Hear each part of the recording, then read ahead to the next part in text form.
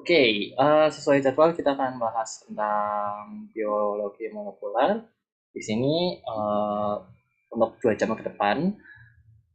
Sebelumnya, oh iya belum share screen. Bentar.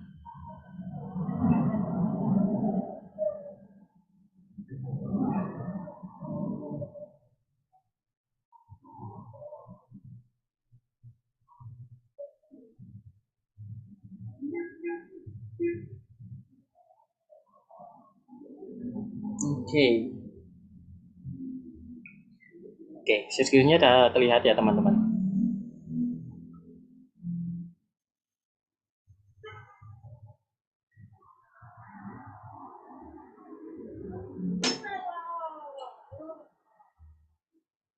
Oke, makasih Ruth. Oke, jadi untuk materi biologi molekuler part 1 itu kita bakal bahas tentang dogma sentral sama metabolisme. Nanti untuk biologi molekuler kedua nanti kita bakal bahas tentang um, materi genetik sama satunya lagi apa ya lupa. Nanti kita bahas juga di biomol 2. Nah, tapi nanti untuk biomol 2 tuh lebih bakal kayak penerapan bioteknologi kayak gitu sih. Kalau biologi molekuler yang pertama ini kita bakal bahas dasarnya gitu. Oh iya, aku belum nge-share bukunya. Untuk bukunya nanti setelah pertemuan ini, tolong diingatkan ya untuk aku bisa share bukunya di drive buku untuk biologi molekuler, bioselmol, anatomi fisiologi hewan sama ekologi gitu. Oke. Untuk materi yang pertama, materi pertama biologi molekuler. Di sini kita bakal bahas tentang replikasi DNA, transkripsi RNA, translasi RNA, respirasi aerob, anaerob, dan fermentasi. Untuk dogma sentralnya nanti kita bahas 3 bagian: replikasi, transkripsi, dan translasi. Terus untuk bagian metabolismenya itu kita bakal bahas tentang respirasi aerob, anaerob, dan fermentasi. Oke.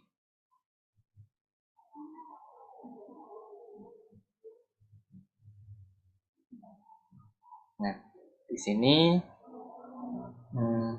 aku ngambil materi tentang dogma sentral karena dogma sentral itu definisi inti dari molekular biologi molekular gitu. Di mana dogma sentral ini adalah istilah yang digunakan dalam molekular biologi di mana terkait dengan alur penyampaian materi genetik dari sebuah DNA yang kita miliki ya kan itu bisa diekspresikan melalui sampai dengan protein gitu. Jadi sentral dogma itu uh, tersusun, bukan tersusun sih, tapi kayak terbentuk dari DNA, RNA sama protein. Lebih ke alurnya sih, dimana dari DNA ke RNA itu menjalani proses yang namanya transkripsi, nanti dari RNA ke protein akan menjalani proses yang namanya translasi. Nah, sebagian organisme itu bisa melakukan yang namanya transkripsi balik atau reverse transcription, di mana dia itu bisa mentranskripsi balik dari RNA menjadi DNA. Itu kita nggak bahas di sini karena itu agak advance gitu. Itu bisa kalian baca nanti di buku Albert. Nah, selain transkripsi sama translasi itu, kita bakal bahas juga yang namanya replikasi. Nah, di sini, oke, okay. Kalau tadi transkripsi itu DNA diubah menjadi ke RNA, bentar, aku mau pakai ini dulu.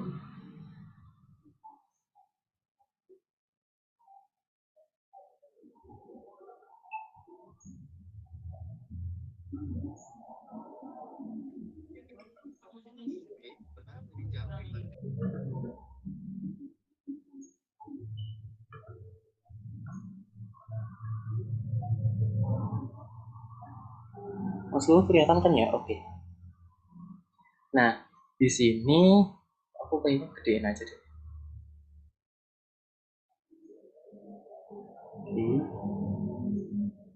Nah, di sini selain transkripsi dan translasi, di sini ada yang namanya replikasi, di mana replikasi itu merupakan namanya aja replikasi ya kan, membentuk replika dari DNA itu sendiri.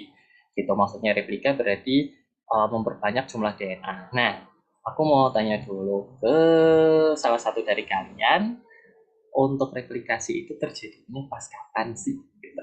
Kayak aku mau tanya dulu, coba ke hmm,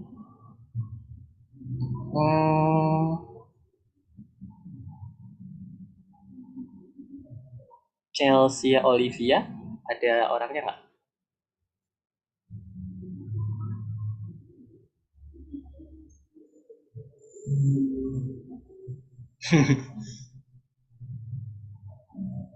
Chelsea Olivia.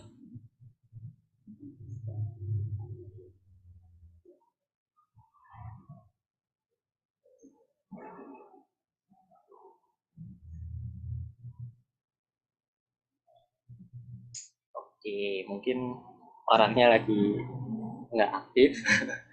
Jadi mungkin ada yang bisa mau nyebutin nih, nyoba untuk replikasi DNA itu biasanya terjadinya di mana sih? Atau pas kapan? Gitu. Bisa lewat chat. Masa es paling ya nggak sih?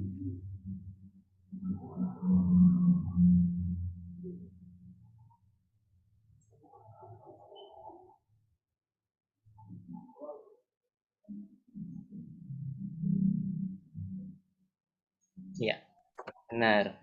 Dari yang mana sih tadi? Kelihatan. Oh ya, dari Muhammad Giovanni, saat pembelahan fase interfase. Ya, benar. Saat pembelahannya, baik itu mitosis atau pembelahan meiosis, itu juga sama-sama melakukan replikasi DNA. Tujuannya buat apa sih sebenarnya untuk replikasi DNA itu sendiri, gitu kan? Nah, replikasi DNA yaitu untuk memperbanyak DNA seperti yang aku sudah sebutkan tadi. Nah, saat pembelahan sel itu kan tujuan utamanya itu kan untuk memperbanyak memperbanyak sel kan. Nah, bayangin kalau misalnya memperbanyak sel tapi replikasi tidak dijalankan gitu. Itu tuh nanti DNA-nya bakal mau gimana gitu. Nah, itu tuh DNA-nya otomatis bakal berkurang seperti jumlah ploidinya itu bakal berkurang seperti kayak yang di meiosis. Nah, di meiosis itu kan sebenarnya itu kan mengalami yang namanya dua kali pembelahan mitosis kan. Cuma di mitosis yang kedua, di pembelahan mitosis yang kedua, dia itu tidak mengalami replikasi DNA lagi gitu. Jadinya ketika udah membelah jadi dua, terus dibelah lagi, jadinya otomatis cuma jadi kayak satu gitu. Enggak apa namanya, enggak dua n lagi, tapi hasilnya itu satu n kan, hasil dari meiosis 4 sel anakan yang hasilnya itu kromosomnya itu haploid gitu. Nah, itu replikasi. Kalau transkripsi itu tadi DNA dirubah jadi RNA kan. Nah, itu tuh DNA-nya nanti bakal dibentuk RNA. Kalau misalnya kita mau membentuk yang namanya protein, itu harus ditranskripsi dulu DNA-nya, nggak bisa dari DNA langsung jadi protein kan. Nah, ditranskripsikan dulu menjadi RNA, yang mana, nah RNA-nya itu akan um, memiliki kayak apa ya, kayak acuannya itu kan DNA kan, pembentukan RNA pada transkripsi itu kan acuannya dari DNA. Nah itu tuh kira ada yang tahu nggak DNA bagian mana yang menjadi acuan dari RNA untuk uh, melakukan di proses transkripsi? Apakah DNA yang sense atau nonsense? Yang jadi cetakannya ya, Nonsense. ada yang ada yang itu yang unik ya tadi ya.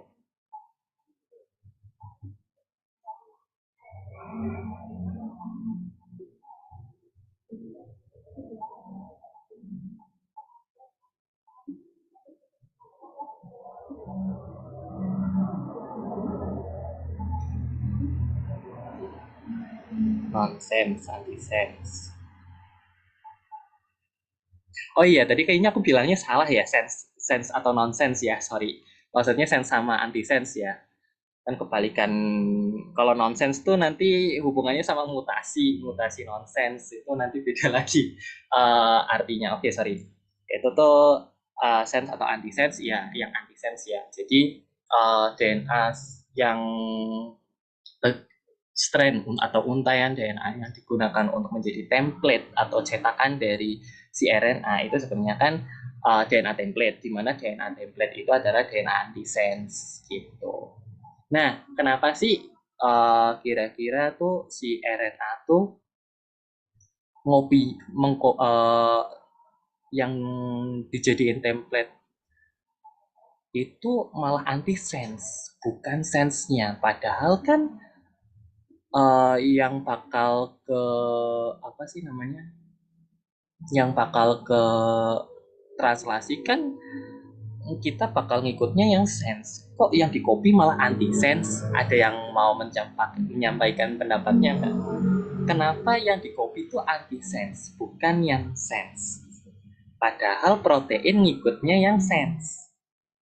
Gitu. Urutan protein, urutan asam nukleotidanya, proteinnya tuh ngikutin yang sense, bukan yang anti sense. Ada yang mau nyoba?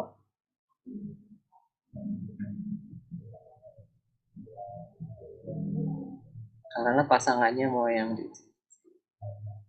hmm,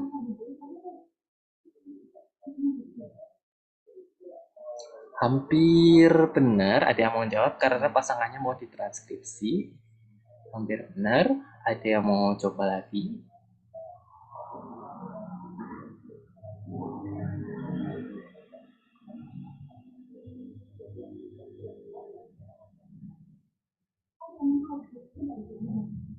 Nah, ya sip. Muhammad Giovanni, oke sip. Karena sifatnya itu adalah komplementer. Jadi kalau kita mau ngopi atau mentranskripsi yang sense, ya berarti cetakannya yang anti sense. Kalau misalnya kita nyetaknya itu pakainya yang sense, itu nanti kita hasilnya itu yang anti sense malah gitu. Karena sifat di transkripsi itu kita uh, prinsipnya itu komplementer gitu. Kalau RNA itu komplementernya itu sama antisense, berarti RNA-nya itu otomatis urutannya bakal sama kayak sense. Cuma bedanya apa ya? Ada yang tahu nggak bedanya? Aku ulang ya. RNA itu kan bakal komplementer sama DNA antisense pas transkripsi itu. Nah, itu tuh kira-kira si RNA itu kan bakal sama kayak untai yang sense kan. Nah, tapi ada suatu perbedaan di nukleotidanya kira-kira. Nah, ya benar. Ada yang udah jawab. Bedanya di basa nitrogennya. Benar. Urutannya sama, misal kayak ATG, CCA, GGA gitu ya kan, sama. Tapi nanti bakal beda di bagian timinnya, dimana kalau misalnya tadinya itu di DNA sense itu ATG, terus TTA sama CCA, berarti nanti bakal jadi AUG, UUA sama CCA. Sip. Jadi dogma sentral tuh itu intinya. Jadi bagaimana sih transfer informasi genetik dari DNA sampai menjadi protein gitu. Eh,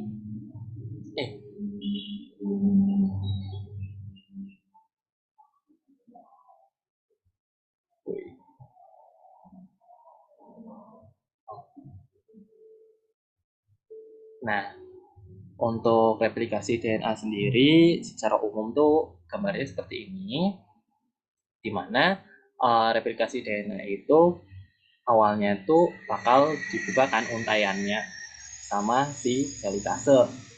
Nah, dibuka untaiannya antara apa? Antara yang DNA sense sama antisense gitu. Ini sebelumnya replikasi DNA ya, beda sama transkripsi RNA nanti. Nah, ini replikasi DNA.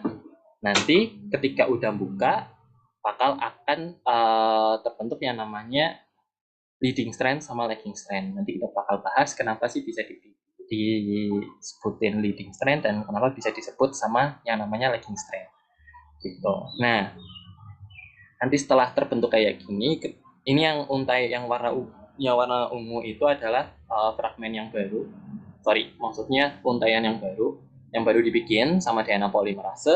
Kalau misalnya yang biru ini yang lama, gitu kan. Nah, nanti setelah setelah apa namanya polimerisasinya selesai, nanti bakal terbentuk dua untai ganda DNA yang baru, seperti yang gambar yang nomor 3. Nah, nanti bakal kita bahas juga terkait Okazaki fragments. Nah, oke.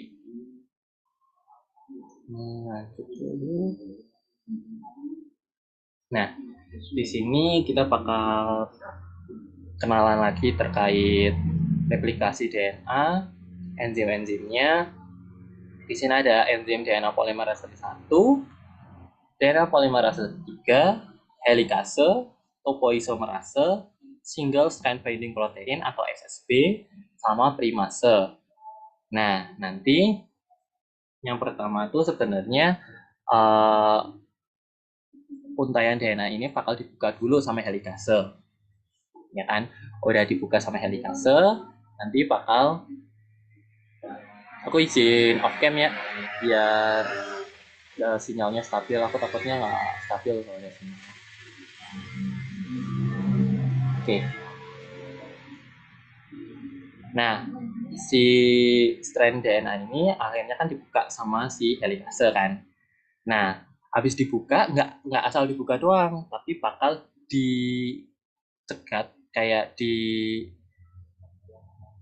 untuk nyatu kembali sama yang namanya single strand binding protein. Kalau misalnya nggak ada single strand binding protein, nanti si untaian DNA ini yang udah dibuka sama helikase, dia akan nutup lagi gitu. Percuma kalau misalnya nutup lagi, karena nanti DNA polimerase 3 dan lain-lain ini nggak bisa nempel lagi karena udah ketutup lagi kan gitu. Nah, nanti helikase akan bekerja sama sama topoisomerase untuk ngebuka si untaian DNA parentalnya atau untaian DNA utamanya gitu sebelum dibikin untaian DNA anakannya kan. Nah, habis itu topoisomerase ini gunanya buat apa sih? Nah, ketika kalau misalnya kita buka untaian DNA, kalau nggak ada topoisomerase, nanti di sini itu akan apa namanya terjadi yang namanya supercoiling atau kayak yang namanya kayak uh, terpilin seperti itu. Nah, kalau misalnya semakin terpilin dan semakin terpilin, kalau nggak ada topoisomerase nanti akan ujung-ujungnya helikase nggak bisa ngebuka lagi karena udah terlalu bahasa Jawanya itu bundar apa sih? Kayak nggak beraturan gitu, harus dibukain biar nggak ini kan silang-silang kayak gini kan. Nah, itu dibuka biar lurus sama si topoisomerase. Nanti yang ngebuka strandnya itu si helikase. Topoisomerase itu biar nggak terpilin kayak gini, biar sejajar, biar kayak gini dulu. Biar kayak gini, itu dibikin sama topoisomerase. Gitu. Nanti ngebukanya dibantu sama helikase. Gitu. Nah, nanti topoisomerase bantu helikase biar proses pembukaannya itu gampang.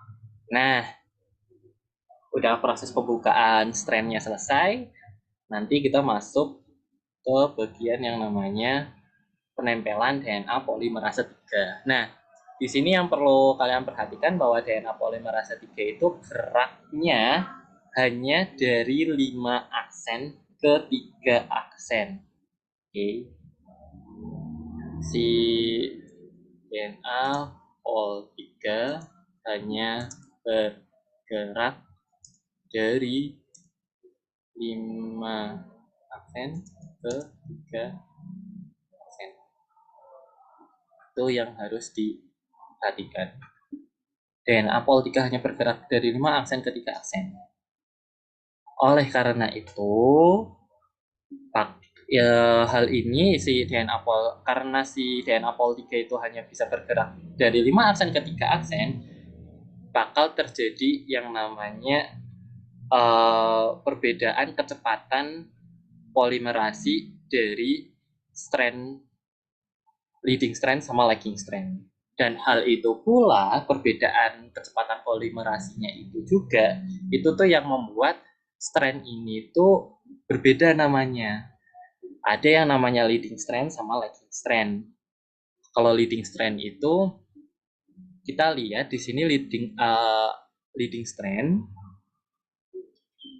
dia itu ujung paling kanannya itu adalah 3 aksen gitu.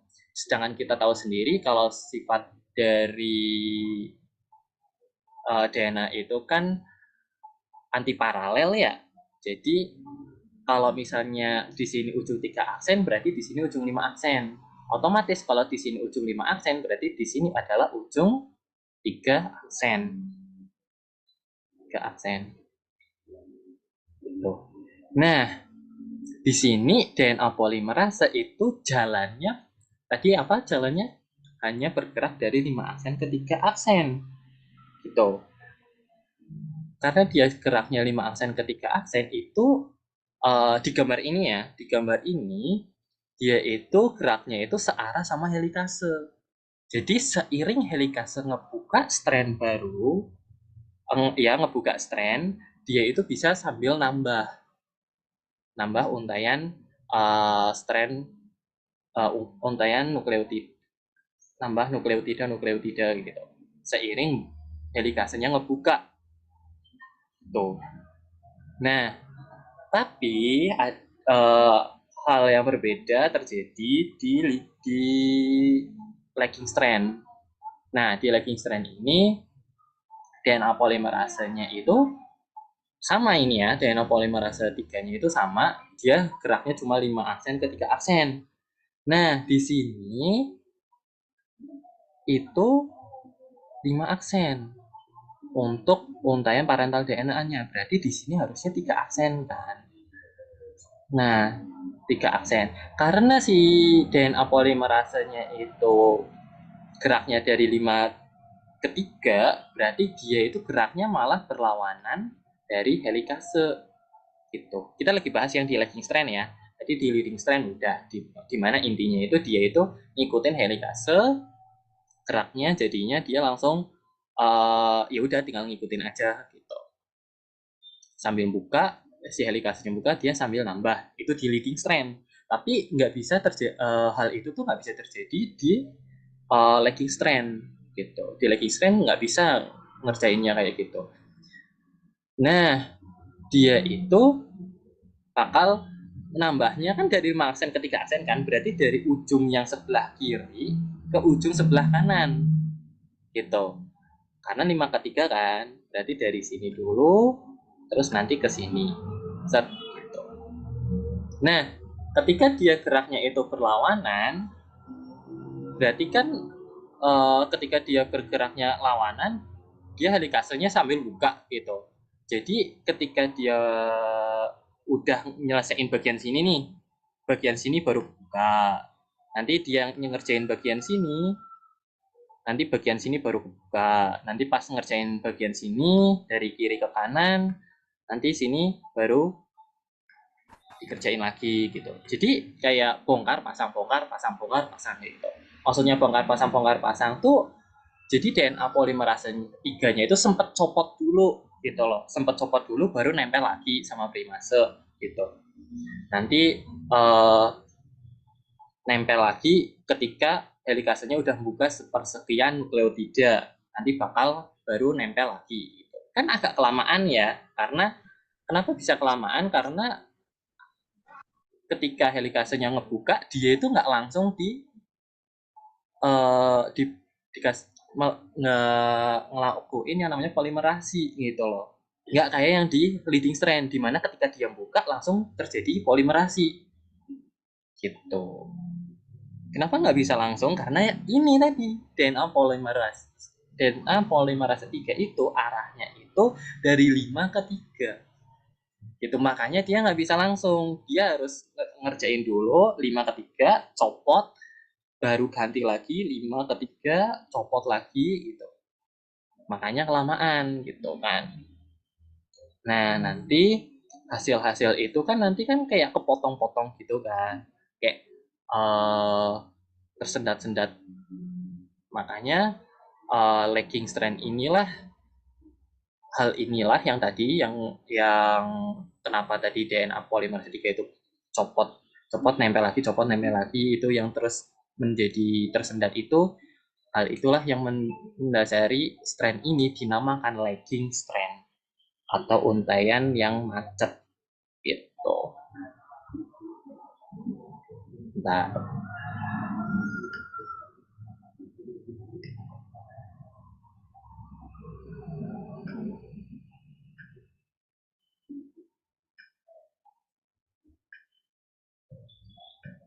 kan nempelnya kan segini-gini kan.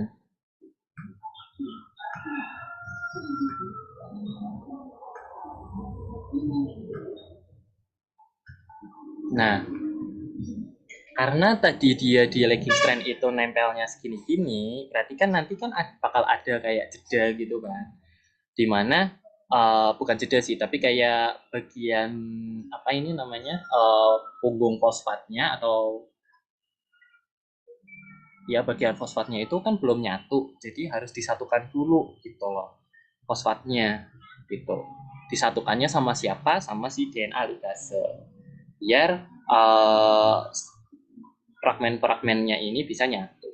Nah, tadi ya Pak dituliskan terkait Okazaki fragmen. Okazaki fragmen itu yang mana? Okazaki fragmen itu ya hasil dari polimerasi dan apolimerase 3 yang terjadi di lagging strand. Itu yang pendek-pendek itu namanya Okazaki fragmen gitu. Yang pendek-pendek segini terus segini itu namanya Okazaki fragmen. Nanti DNA ligase akan menyatukan Okazaki fragmen. Okazaki fragmen itu yang sebelumnya itu masih uh, belum nyambung rantai fosfatnya. Jadi kan untuk DNA sendiri kan tersusun atas basa nitrogen, gula, sama fosfat kan. Nah, fosfatnya itu belum pada nyatu, belum pada nyambung fosfat sama gulanya antara Okazaki fragmen yang satu sama Okazaki fragmen yang kedua gitu. Nah, nanti disambungin ya sama si DNA ligase gitu, nyambungin antara uh, fosfat di Okazaki fragmen satu dengan yang lainnya gitu. Nah, polimerasenya tetap sama DNA polimerase 3 di sini primasenya tetap di sini. Oke. Apakah ada pertanyaan sebelum kita lanjut? Mungkin.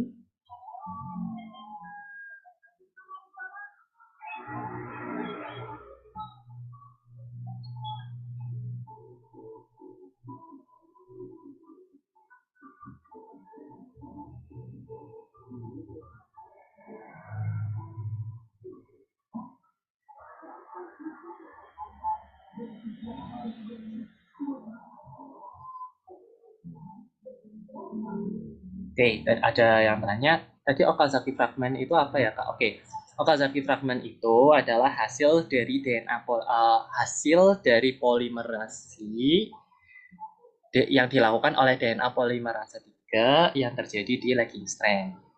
Aku tulis ya.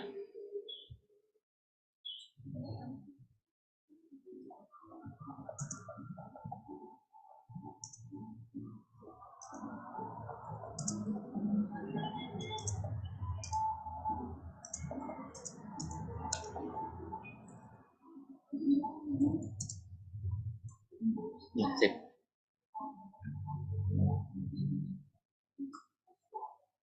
Ini hasil polimerasi DNA yang dilakukan oleh DNA pol 3 di lagging strand. Itu Okazaki fragment. Yang mana dia itu fragmennya pendek-pendek karena kenapa bisa pendek-pendek? Karena mengikuti arah gerak dari DNA pol 3 di mana arah DNA pol 3 yang jalannya itu berlawanan dengan helikase gitu. Jadi nunggu helikasenya buka dulu baru nempel. Terus helikasenya buka dulu baru bikin polimerasinya dari polimerasi DNA-nya. Tuh. Terjawab untuk crude.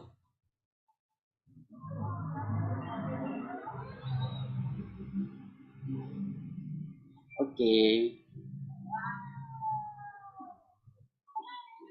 Untuk pertanyaan kedua, primase buat apakah? Oh iya, primase belum aku sebut ya. Tadi untuk primase di sini. Nah, sini primase untuk di gambarnya sendiri, dia itu mensintesis yang namanya RNA primer. Nah, primase itu mensintesis RNA primer yang digunakan untuk sebagai awalan untuk polimerasi DNA. Gitu. Nanti primasa ini menghasilkan RNA primer, RNA primernya nanti jadi acuan buat DNA polimerase nempel, terus terjadi yang namanya polimerasi. Gitu. RNA primernya. Nanti RNA primernya ini kan RNA ya, bukan DNA ya. Ini merah kan. Makanya nanti bakal diganti sama yang namanya DNA polimerasi 1. Gitu. Diganti apanya maksudnya tuh? Ya diganti gitu, RNA primer bakal diganti sama DNA oleh DNA polimerase 1. Tuh. RNA primer ini kan bentuknya masih RNA kan, makanya harus diganti jadi DNA dulu sama si DNA polimerase. Gitu. Apakah menjawab, Ufa?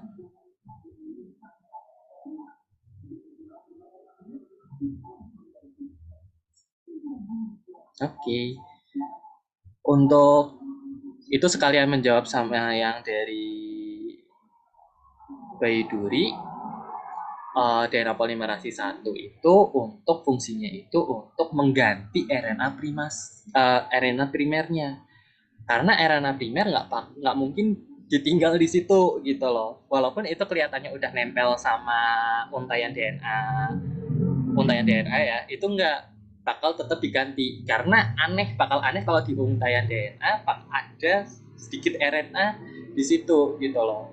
Nanti bingung untuk transkripsi selanjutnya itu bakal bingung kok ini tiba-tiba ada RNA gitu, ada urasil gitu kan, aneh kan gitu. Makanya bakal diganti sama si DNA polimerase biar jadi DNA gitu. Misal RNA primernya itu AUG, berarti nanti DNA polimerase mengganti AUG itu menjadi ATG gitu. Apakah menjawab untuk Baiduri?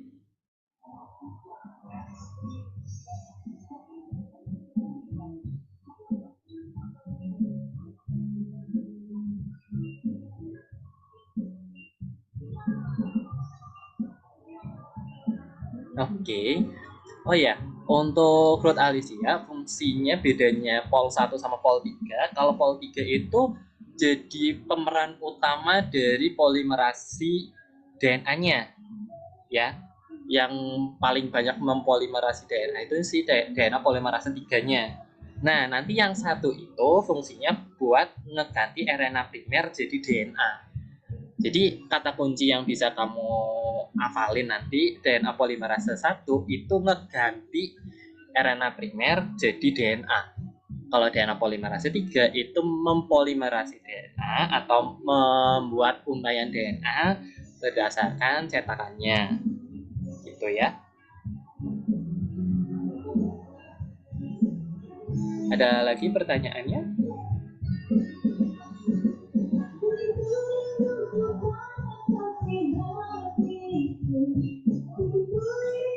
Oke, kenapa tidak ada polimerase 2? Oke, di sini sebenarnya polimerase 2 itu nggak berperan secara signifikan sih.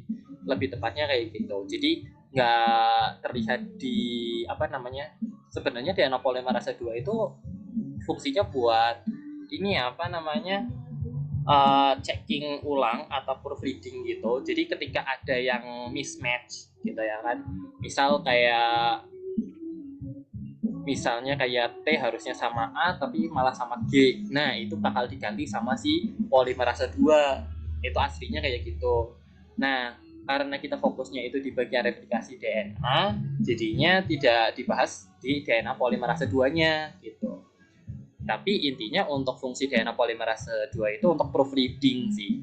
Jadi ketika ada kesalahan dari DNA polimerase 3 yang ngeganti kesalahan itu tuh si DNA polimerase 2 gitu.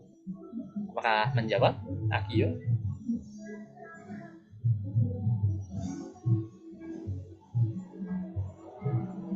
Oke.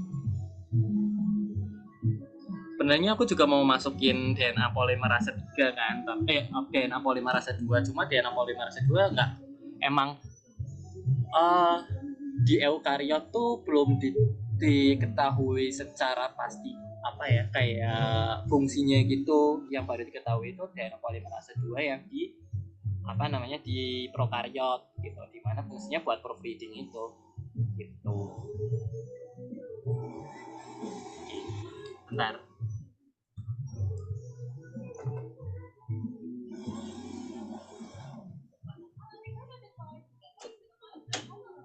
Oke, ada pertanyaan lain nggak?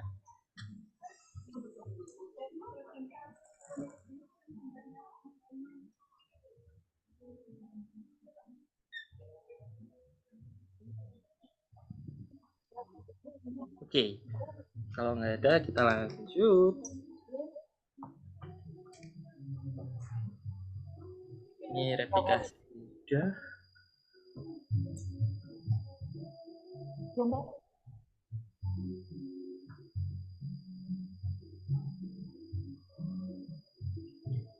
Coba di lanjut, belum kan?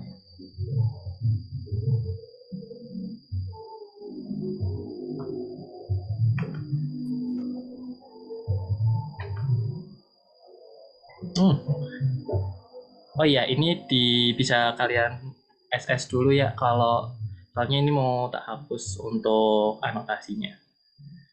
Kali aja ada yang dianggap penting gitu.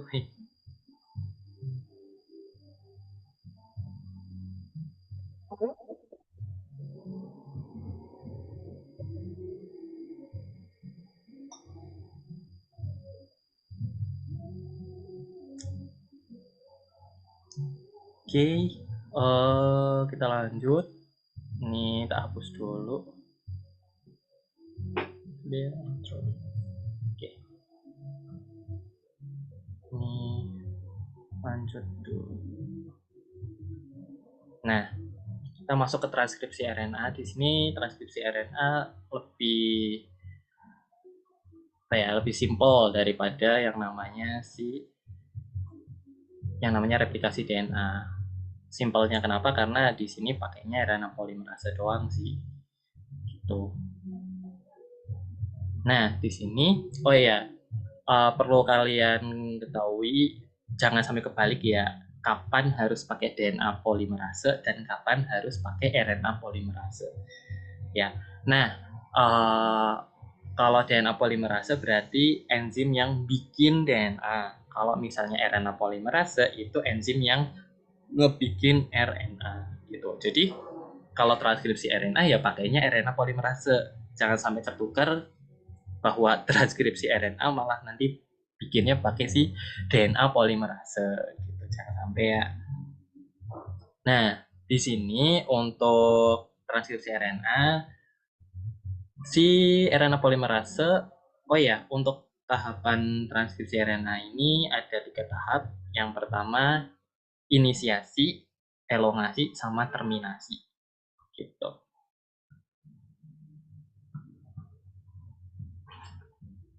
Inisiasi, elongasi, sama terminasi.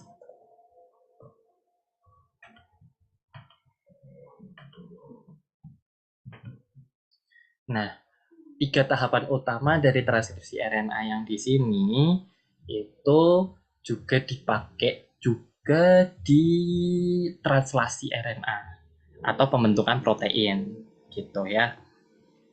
Ya sama aja, intinya sama, yaitu inisiasi, elongasi, terminasi. Cuma di sini inisiasi pembentukan RNA elongasi pembentukan RNA sama terminasi pembentukan RNA. Tapi nanti kalau misalnya ditranslasi, walaupun nama tahapannya itu sama, kalian harus tahu siapa yang diinisiasi dan siapa yang diterminasi gitu.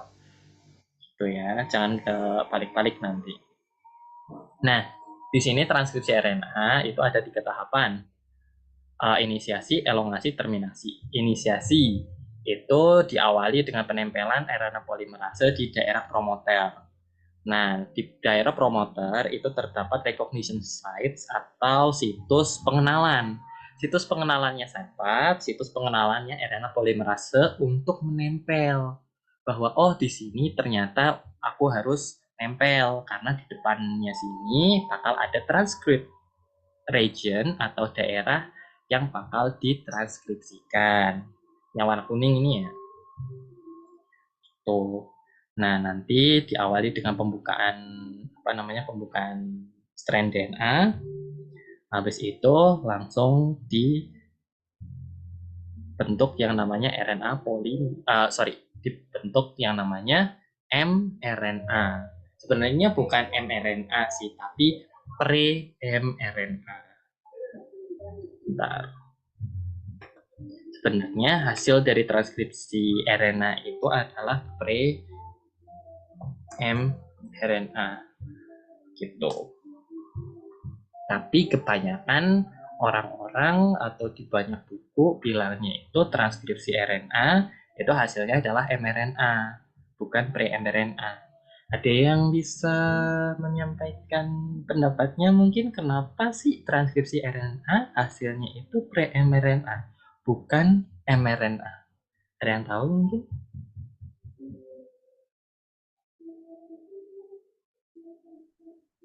Itu karena kedengeran nggak, Pak? Gimana? Itu karena dia belum jadi tapi masih harus ditambahin cap sama tail sama dihilangin apanya gitu loh, ini not something Hmm. somethingnya saya lupa. Iya, benar. Itu benar. Ada proses lagi yang namanya proses pematangan RNA ya, maturing RNA, maturing mRNA, di mana salah satunya itu penambahan uh, GCAPS 5 accent GCAPS gitu. GCAPS-nya itu nanti nempel di daerah 5 aksen, terus tambahan poliadenilasi itu poliatel bakal nempel di ujung 3 aksen, terus ada lagi splicing. Bener, ini ada yang di chat pakai splicing juga. Terus pokoknya kayak hasil yang dari transkripsi RNA itu aslinya masih mentah gitu. Kayak definisi mentah. Kenapa mentah? Karena belum benar-benar jadi mRNA yang bisa buat protein gitu. Nah, di sini kenapa masih mentah? Karena satu, masih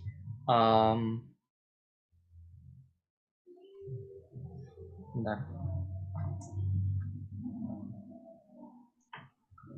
Wait, kok sinyalnya tiba-tiba nggak stabil ya? Benar-benar.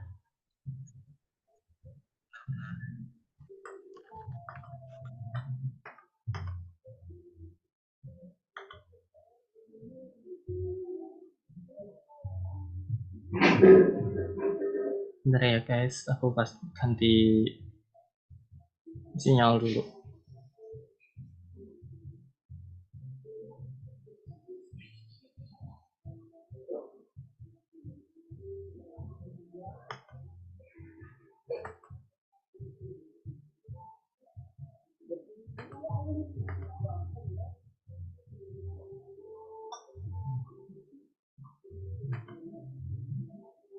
Oke, suaranya udah nggak putus-putus lagi kan ya? Aman?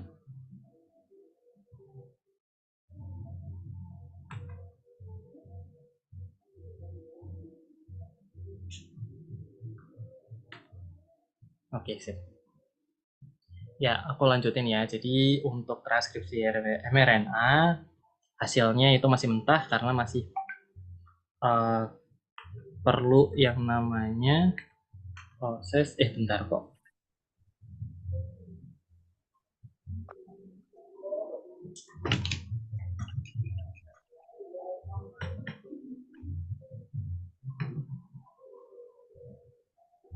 Nah,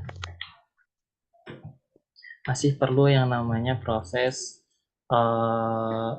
pertambahan GCAPS dan poliadenilasi. Terus ada lagi perlu proses splicing gitu. Ini sih. Nah, GCAPS dan poliadenilasi ini fungsinya itu buat biar si mRNA itu nggak didegradasi sama selnya gitu. Kalau misalnya nggak ada GCAPS sama poliadenilasi, si mRNA ini bakal didegradasi gitu.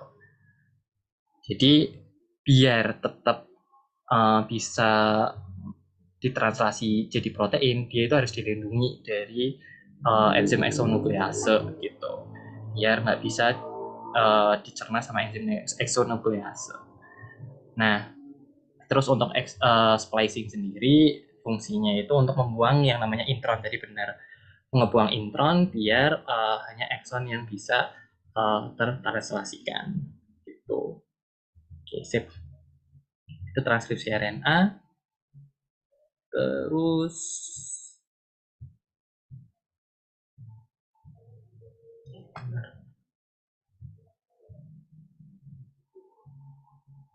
nah, tadi kan transkripsi RNA, sekarang translasi RNA. Nah, di sini overview bentar, hapus ini dulu.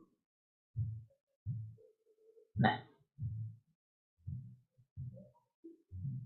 untuk translasi RNA ini di sini ada 3 tahapan ya, kayak tadi yang aku bilang di sebelumnya, transkripsi RNA sama inisiasi, elongasi, sama terminasi gitu.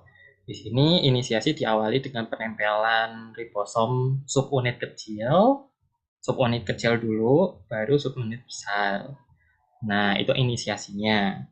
Terus nanti di elongasinya bakal dimulai pembentukan polipeptidanya. Nah, nanti terminasinya ketika udah sampai di codon stop, bakal melepas si polipeptidanya, subunit besar sama subunit kecilnya. Gitu. Jadi mungkin ada beberapa yang bilang katanya kalau misalnya inisiasi itu bakal nempel subunit besarnya dulu, tapi enggak. Untuk eukariot yang nempel itu si subunit kecilnya dulu, baru subunit besarnya. So, nah di sini ada, bentar, ada linknya. Oh, linknya nggak bisa dibuka.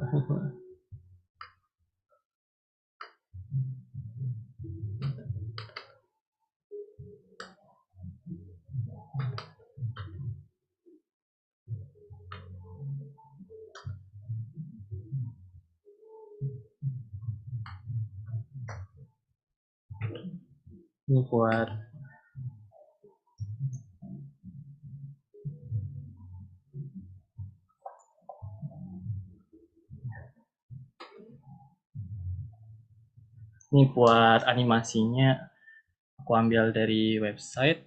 Nah, untuk bentar.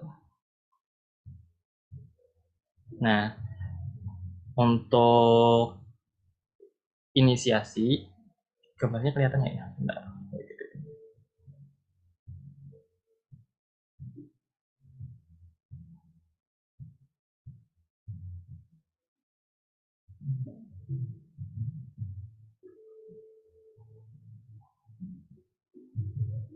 Nah, ini ya. Untuk inisiasinya itu awalnya itu harus membentuk yang namanya initiation complex, di mana initiation complex ini terdiri atas subunit kecil yang ini sama subunit besar sama si metionin atau si uh, bahasa nitrogen, asam amino pertama gitu.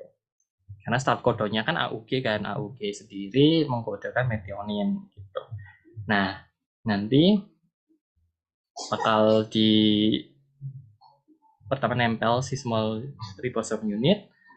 Nah, habis itu ditempel sama tRNA, baru ditutup sama large ribosomal unit. Nah, gitu. Itu untuk pembentukan initiation complex gitu. Dimana ini merupakan awal dari yang namanya translasi RNA gitu. mRNA deh, sorry. Gitu. Untuk pembentukan initiation complex mungkin ada yang mau ditanyakan dulu untuk ininya.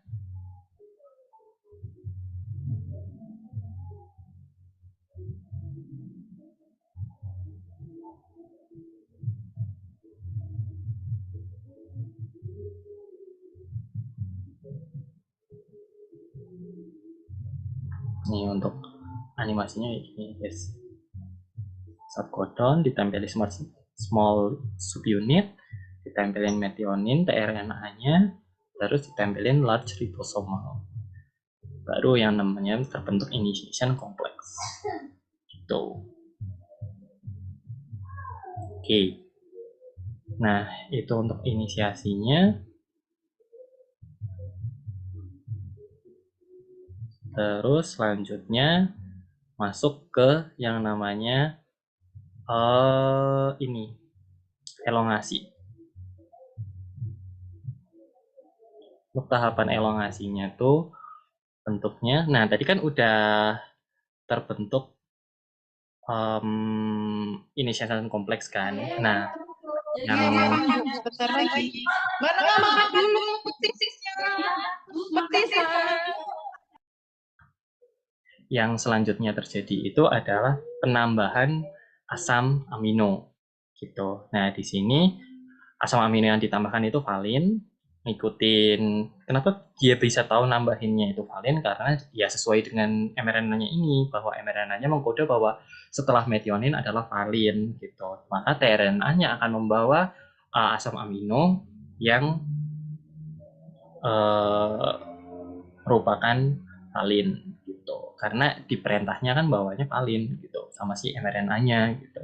Nah, nanti valinnya udah dibawa, terus ketika si tRNA yang membawa metionin itu mau lepas, sebelum lepas dia akan membentuk peptid ikatan peptida dulu antara metionin sama si valin gitu. Nih prosesnya ini. Nah, terbentuk peptida bond dulu sebelum si tRNA yang membawa metionin tadi itu lepas gitu. Kalau misalnya lepas dulu baru terbentuk metionin, itu enggak terbentuk rantai polipeptida gitu ya. Makanya terbentuk ikatan polipeptida dulu, baru copot tRNA-nya. Nih, peptida dulu, baru copot.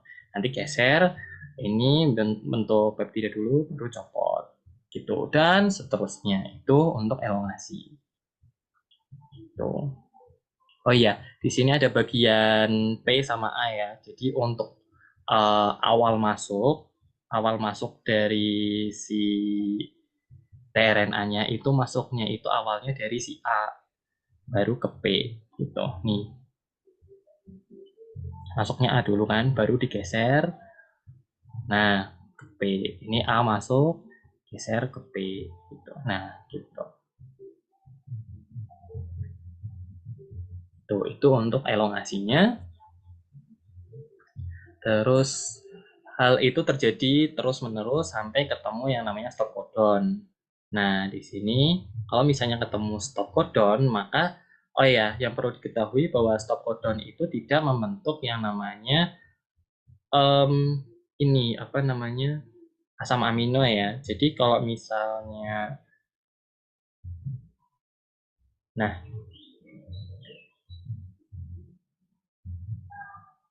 Berarti stop codon itu punya wilayah sendiri ya gitu. maksudnya wilayah sendiri gimana tuh? Maksudnya gini loh, itu kan itu dilanjutkan dengan translasinya itu menentukan kode stop itu bagaimana ya? Oke. Untuk stop codonnya sendiri, bentar ya. Stop codon itu hal yang pertama aku sampaikan adalah stop codon tidak menghasilkan yang namanya protein gitu ya kan.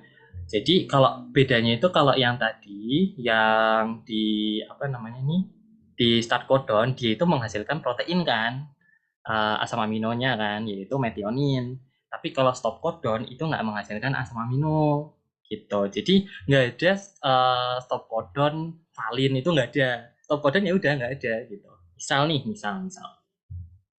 Misal setelah uh,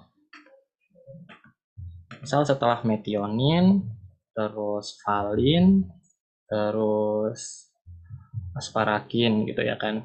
Nah, metionin itu kan start codon kan, terus valin asparagin. Nah, kalau misalnya habis asparagin itu adalah start codon, berarti ya udah asam aminonya sampai asparagin doang. Gitu. Nggak ada asam amino, misal asam amino lagi valin gitu. Itu udah nggak ada gitu. Karena stop codon itu nggak mengkodekan asam amino gitu. Tapi mengundang yang namanya release factor biar si subunit besar, subunit kecil, ribosom subunit besar sama kecil sama rantai polipeptida yang tadi yang udah kebentuk, yang metionin, valin sama asparagin ini udah kebentuk, itu biar bisa copot gitu. Jadi si stop codon itu fungsinya buat ngundang release factor doang gitu. Ngundang release factor biar si ribosom sama rantai polipeptidanya bisa copot gitu. Supaya ngelepasin aja berarti ya. Nggak ngetranslasi baru. Karena banyak siswa tuh yang taunya tuh stop codon tuh jadi kalau misalnya gini kan, metionin, valin, asparagin, terus di sini stop codon. Nah, biasanya itu ditanyain berapa panjang protein yang terbentuk. Nah, panjang protein yang terbentuk itu,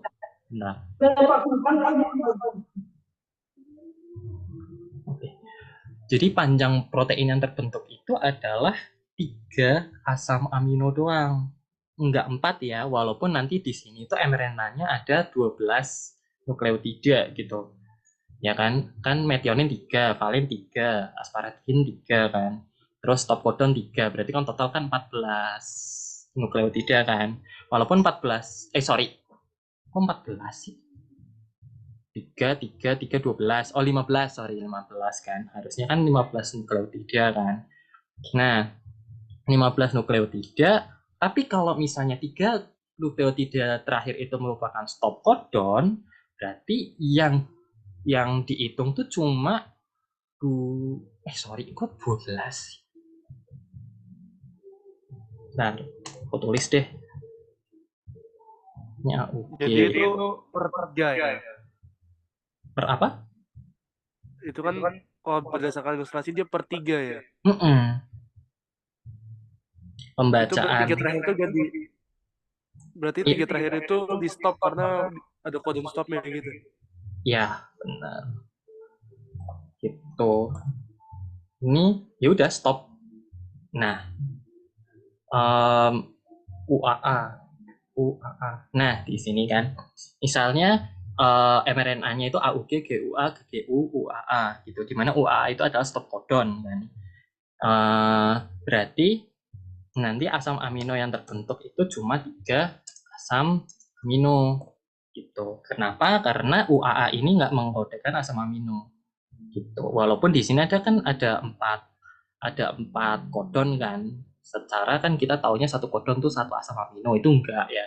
Hati-hati karena ada stop kodon yang tidak menghasilkan asam amino gitu. Jadi asam amino yang terbentuk dari mRNA kayak gini itu adalah 3 asam amino.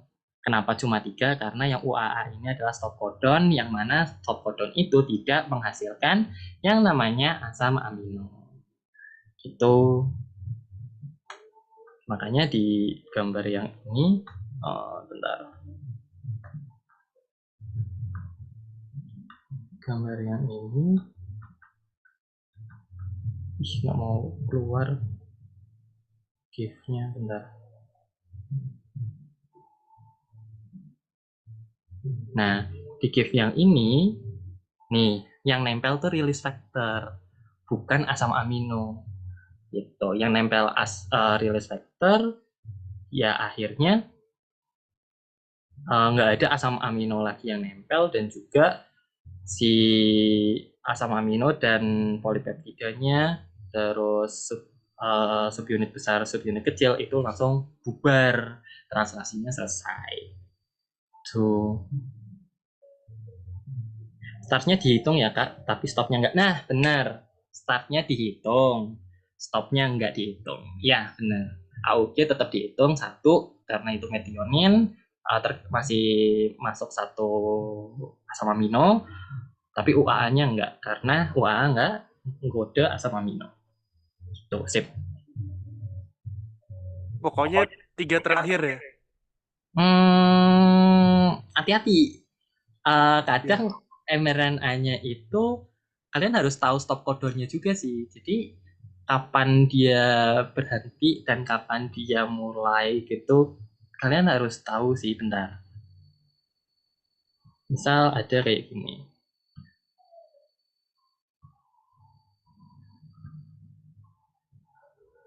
Ada OG, GGA, terus GCA, OAA,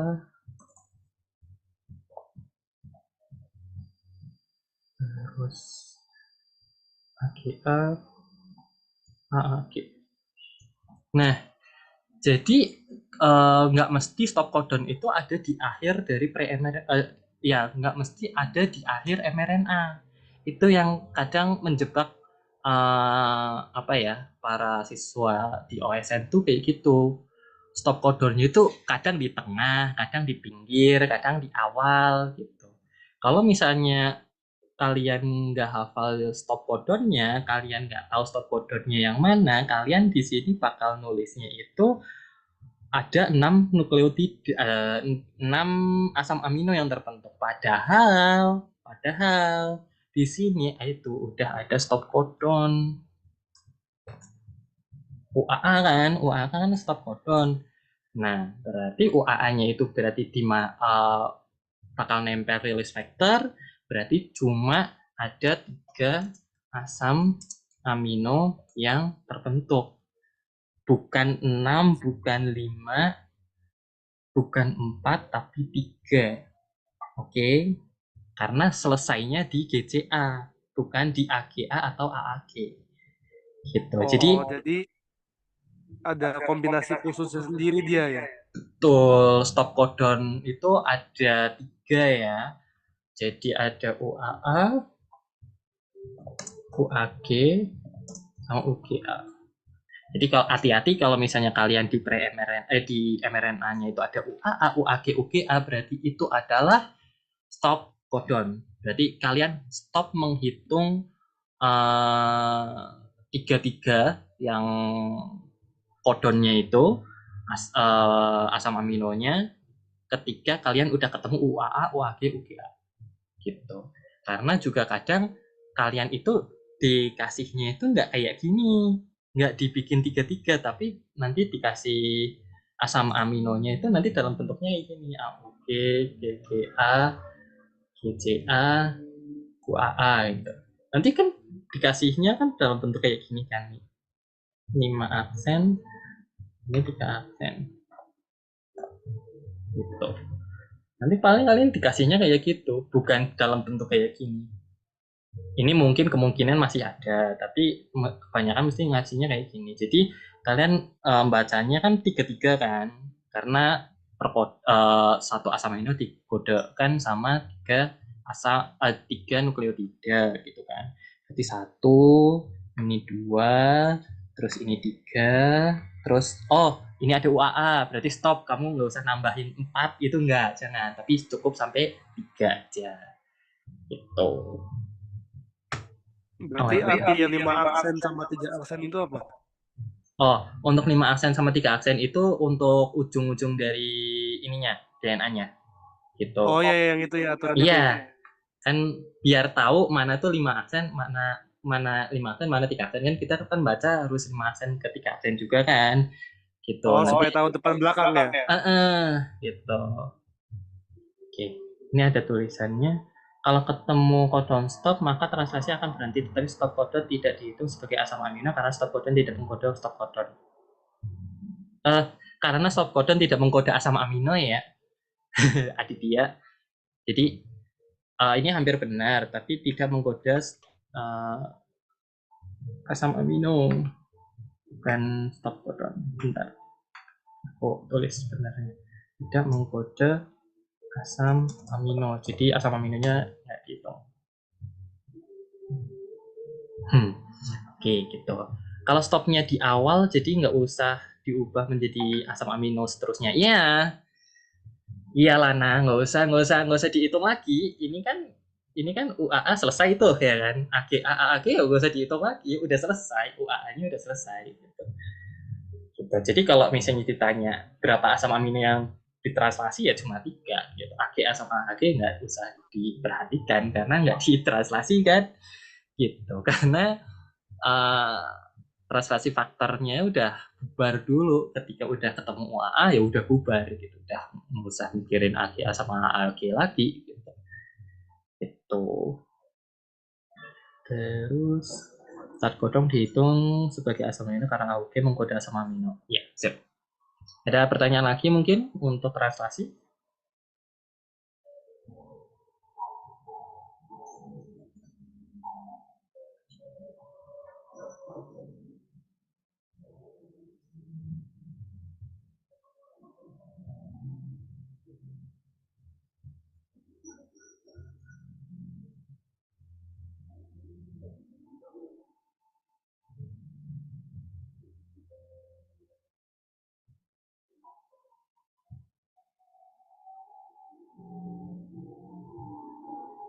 Oke. Kalau nggak ada, berarti untuk materi bagian dogma sentral udah selesai.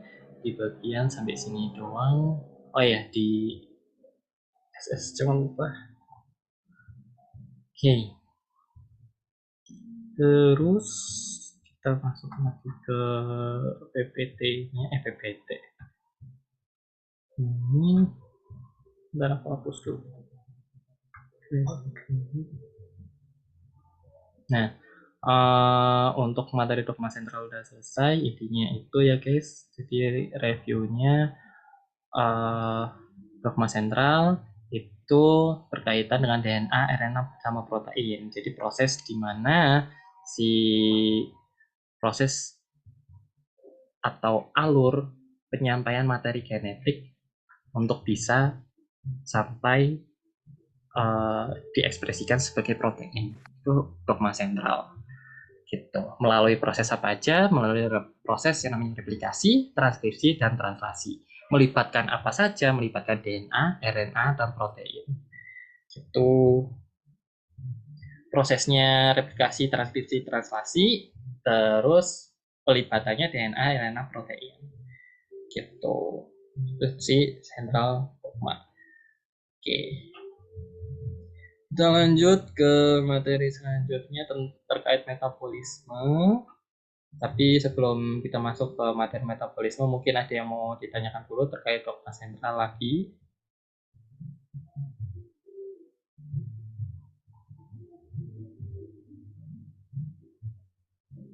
Aduh, mulus banget.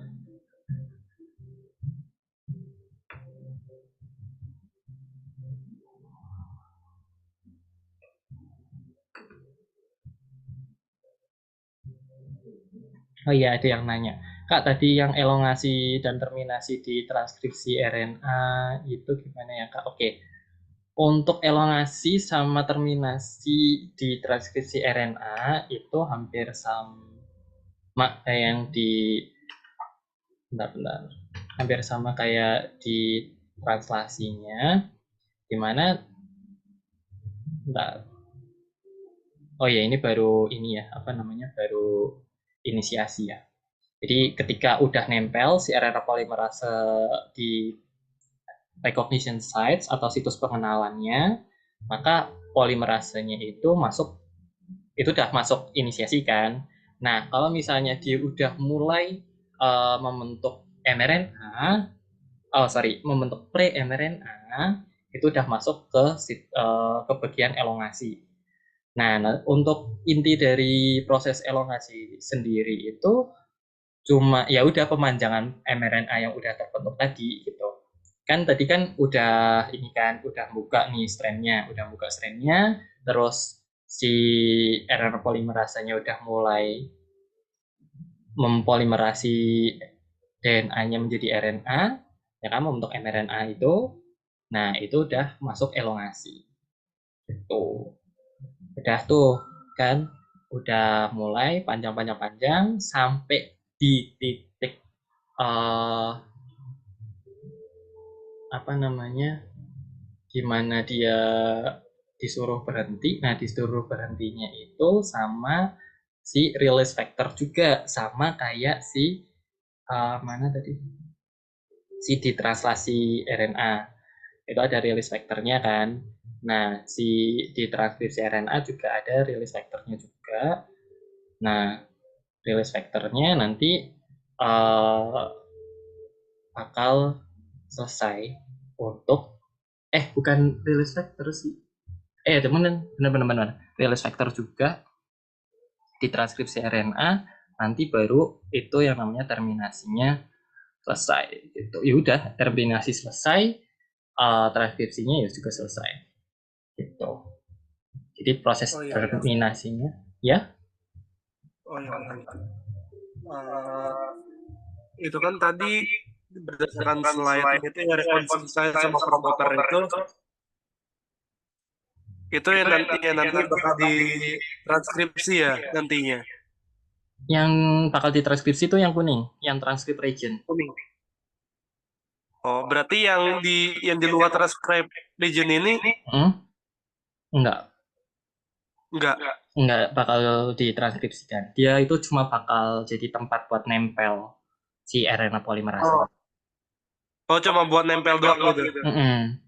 Tapi nanti mulai dijadiin mRNA-nya atau yang ditranskripsikannya itu mulai dari yang kuning. Gitu. Berarti hasil jadi ditempel lagi gitu istilahnya. Gimana? Ntar kalau udah ditranskripsi, udah selesai semuanya, proses 3 itu ditempel lagi ke bagian promoter itu kan seperti biasa. Apanya yang ditempel? Maksudku gini loh, ini kan kalau misalnya 3 proses itu selesai, udah sampai terminasi kan istilahnya. Nanti bakal disambung seperti biasa lagi kan? Proses penyambungannya emang ada ya kan nggak ada yang kepisah-pisah. Oh, enggak. Iya, belum itu kan belum di splicing, belum di edit mRNA-nya. Jadi masih dalam bentuk untaian panjang pre-mRNA gitu. Nggak ada yang disatuin, nggak ada yang dipatah-patahin karena masih bentuk pre-mRNA. Nanti kalau udah mau dimasukin ke proses modifikasi RNA, yaitu di proses splicing, itu baru dipotong-potong bagian intronnya, terus disambung exonnya, dipotong intronnya, disambungin gitu. Itu untuk kalau misalnya udah masuk ke proses nyambung-nyambungnya gitu. Tapi kalau misalnya di transkripsi RNA sampai terbentuk pre-mRNA, itu belum ada proses nyambung-nyambungan gitu. Oh, bikin terlalu jauh. Gitu. Itu promoter itu nggak ke transkripsi juga ya, cuma buat nempel doang. Gitu. Oh, makasih.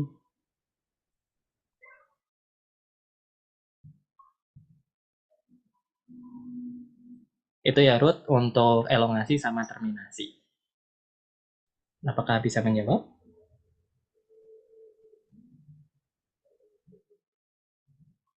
Oke. Selanjutnya kita masuk ke bagian ini tadi. Lupa.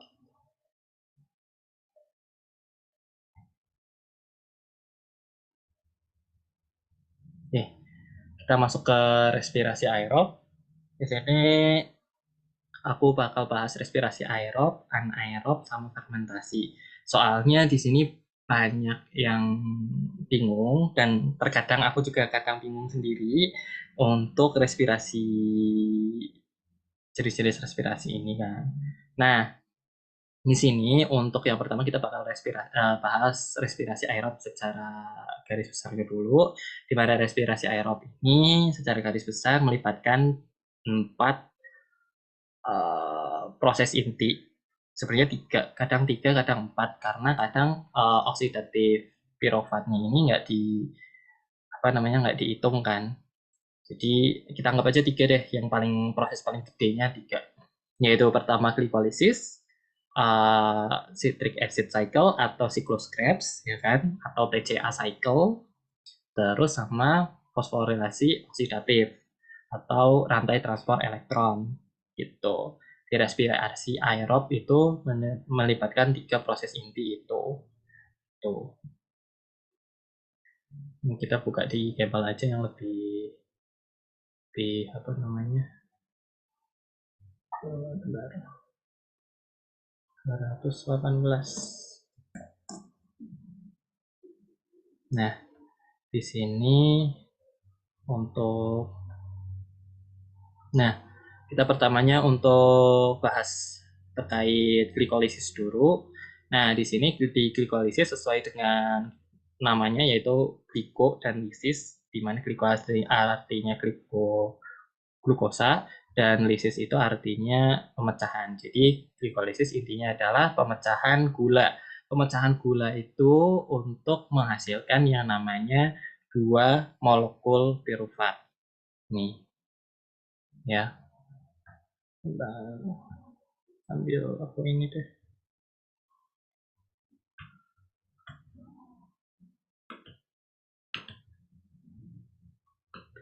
Dua molekul piruvat. Jadi keluaran dari yang namanya glikolisis itu merupakan itu adalah piruvat gitu. Asam piruvat dihasilkan 2 asam piruvat, 1 bentar. Banyak banget. 2 NADH sama 4 ATP aslinya gitu, ya kan? 2 piruvat, 2 NADH sama 4 ATP. Namun dalam proses pemecahan glukosa itu kita butuh ATP. Nah, makanya 4 ATP-nya itu tadi kan 4 ATP total kan. Terus 2 ATP digunakan. Berarti total ATP yang dihasilkan adalah cuma 2 ATP.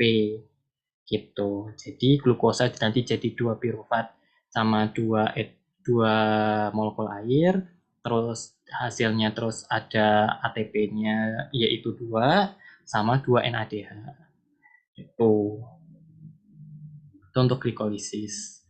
Untuk tahapan yang menghasilkan yang membutuhkan ATP itu di bagian dari glukosa menjadi glukosa 6 fosfat gitu.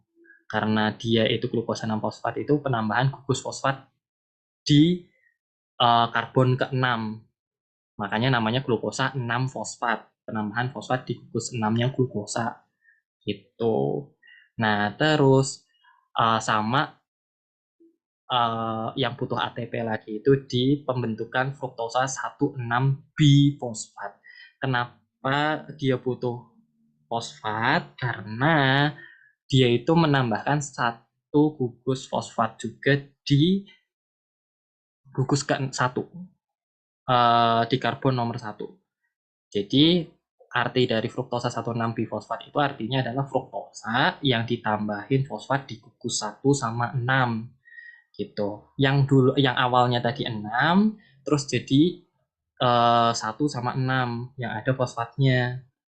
Nah, kita tahu sendiri untuk ya molekul yang menghasilkan fosfat itu kan cuma ATP kan gitu. Nah, makanya di sini membutuhkan ATP biar jadi 1,6-bifosfat, biar jadi gliseraldehid sama dihidroksiaseton fosfat gitu.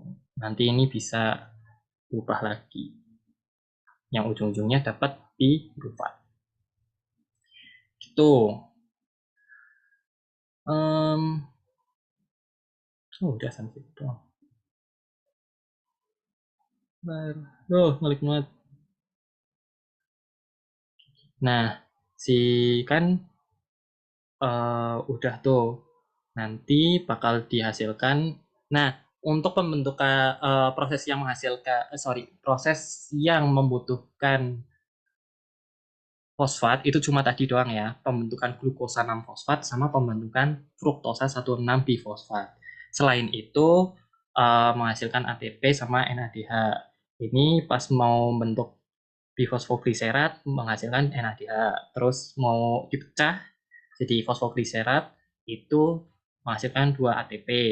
Terus ketika dari PEP jadi pirufat pecah lagi menghasilkan ATP lagi. Itu 2 ATP. Nanti hasil akhirnya itu adalah pirufat. Nanti pirufatnya itu akan masuk ke mitokondria dalam bentuk asetil koenzim A. Gitu. Dengan bantuan pirufat dehidrogenase. Gitu. Nanti menghasilkan NADH sama CO2.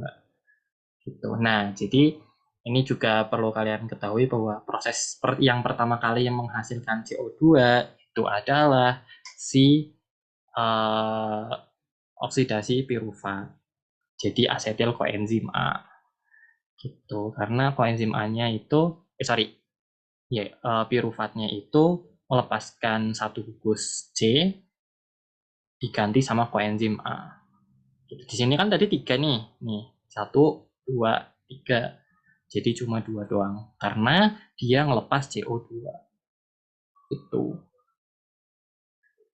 Nah, glukosa itu kan karbonnya ada berapa coba? Karbon yang ada di satu molekul glukosa. 6. Benar, 6. Ada 6. Nah, kita dihasilkan glikolisis itu menghasilkan 2 pirufat gitu. Kenapa menghasilkan 2 pirufat? Karena si glukosa itu kan 6.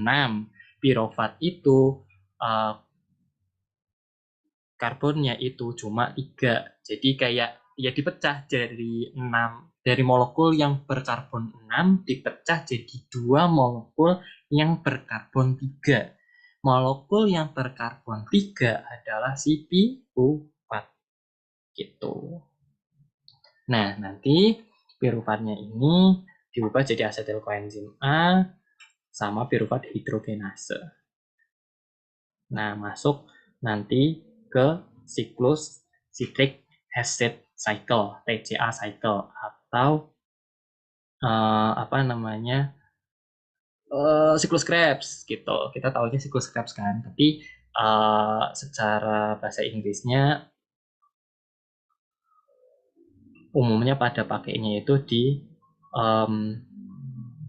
citric acid cycle. Kenapa citric acid cycle? Karena yang berputar nanti itu atau yang bersiklus nanti itu adalah asam sitrat gitu. Sedangkan siklus Krebs itu karena berdasarkan penemunya itu si Krebs gitu kan. Nah, di sini masuk ke citric acid cycle atau siklus Krebs. Jangan bingung ya, TCA cycle, siklus Krebs itu sama aja. Nah, di sini ada yang tahu nggak ini kok kenapa kok asetil koenzim A bukannya tadi hasil dari glikolisis itu adalah pirufat? Ada yang mau coba jawab?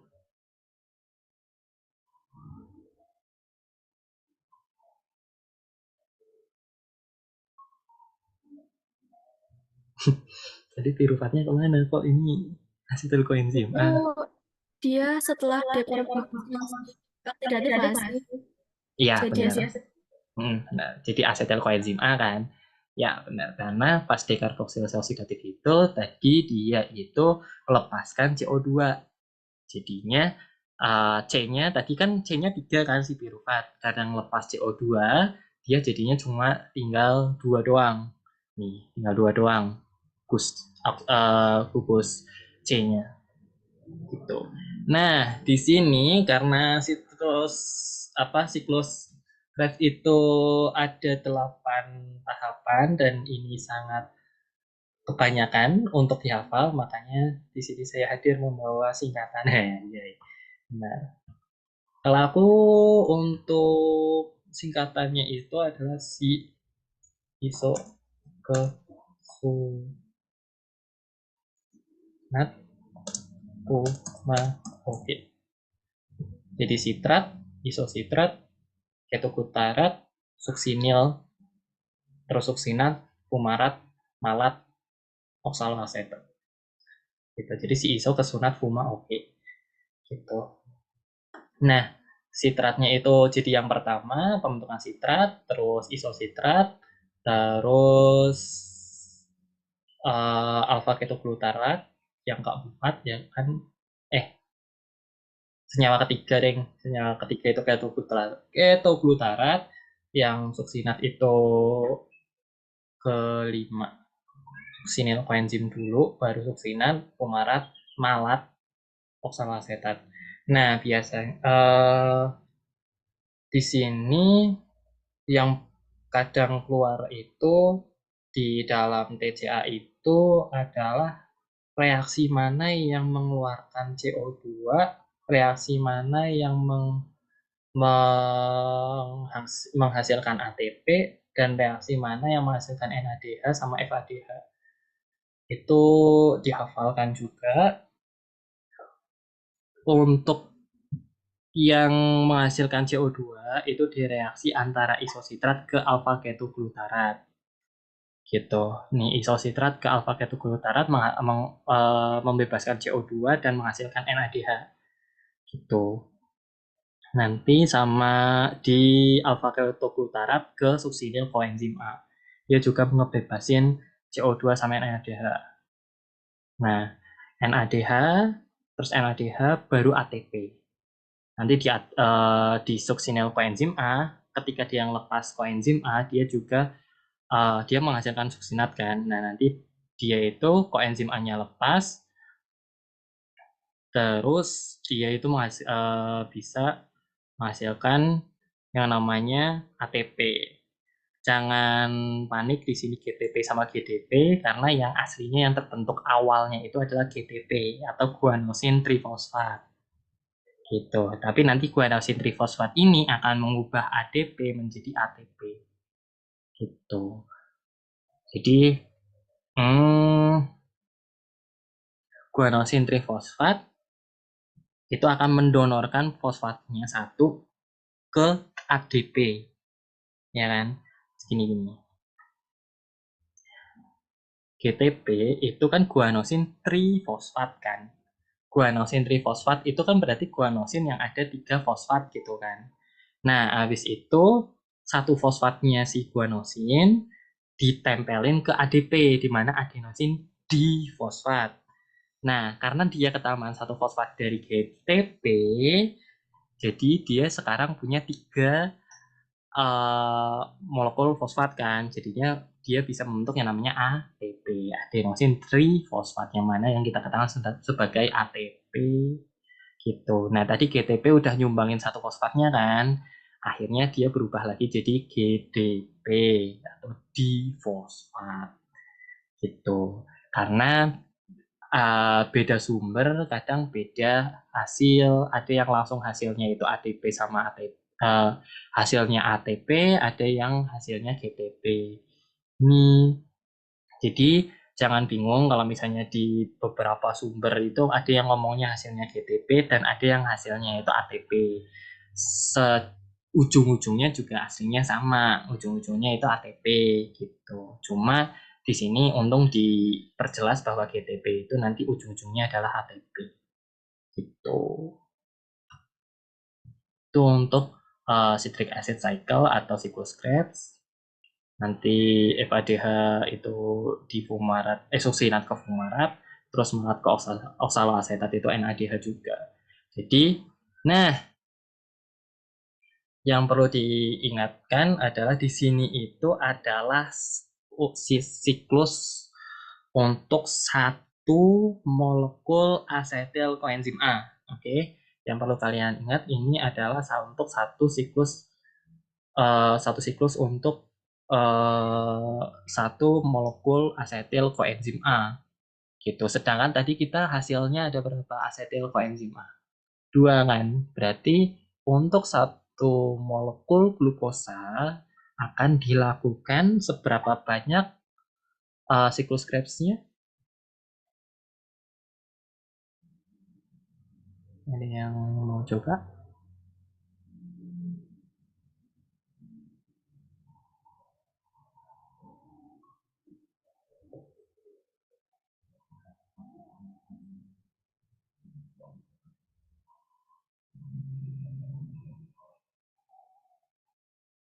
Satu molekul glukosa berapa kali siklus Krebs?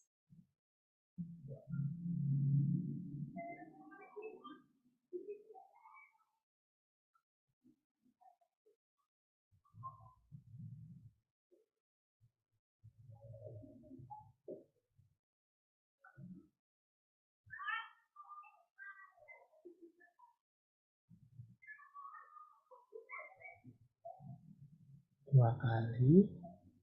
Ada jawaban lain? Mungkin 3 kali karena karbonnya 3. Mungkin 6 kali karena karbonnya 6.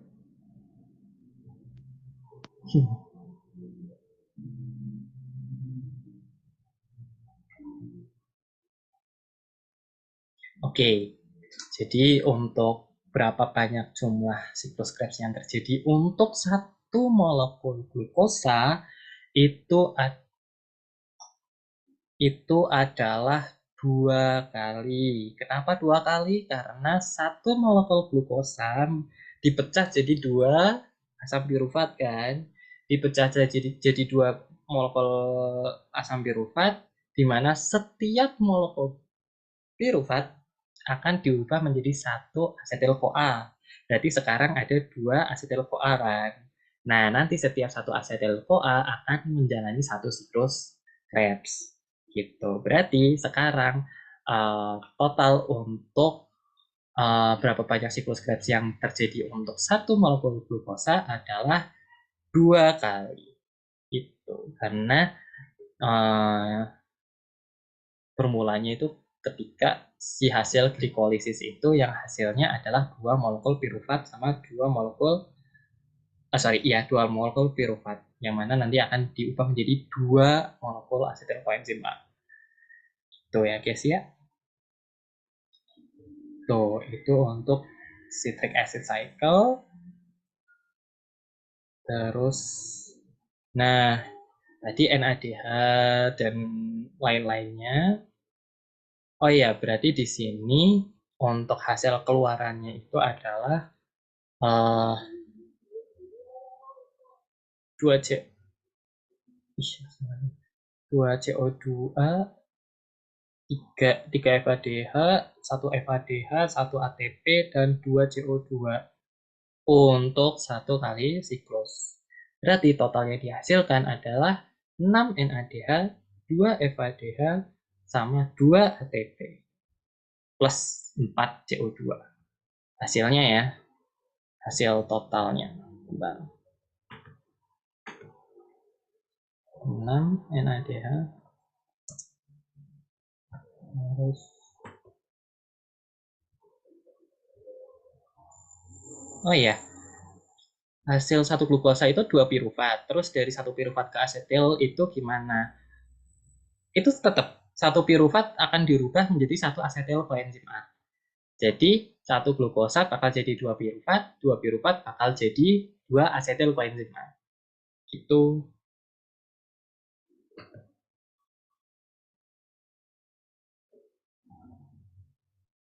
Gimana, Ruth? Enggak ada 2. Cuma langsung ya ada 2 juga karena 1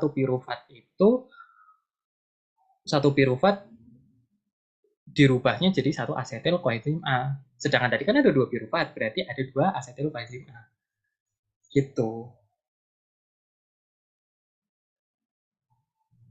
Nah, aku tulis hasil siklus Krebs dulu. 6 NADH, terus 2 FADH2, 2 FADH biar gampang aja. Terus 4 CO2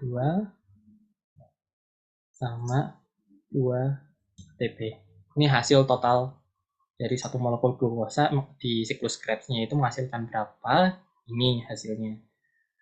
1 molekul glukosa di siklus Krebs hasilnya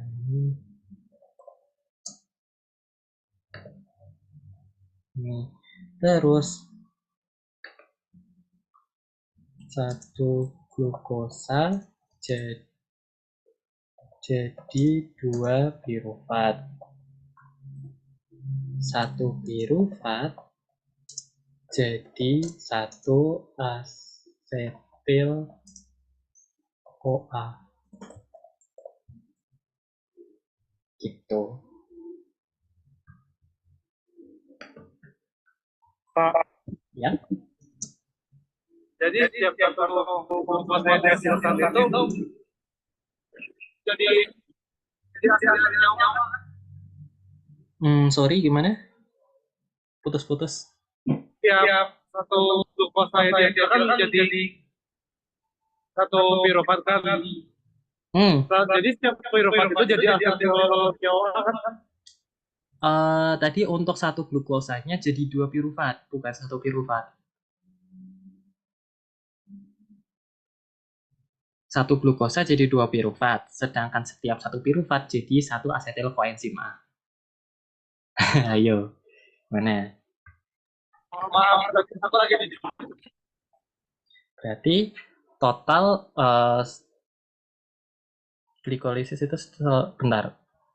1. Waduh, benar. Bentar, aku ngecas dulu, guys.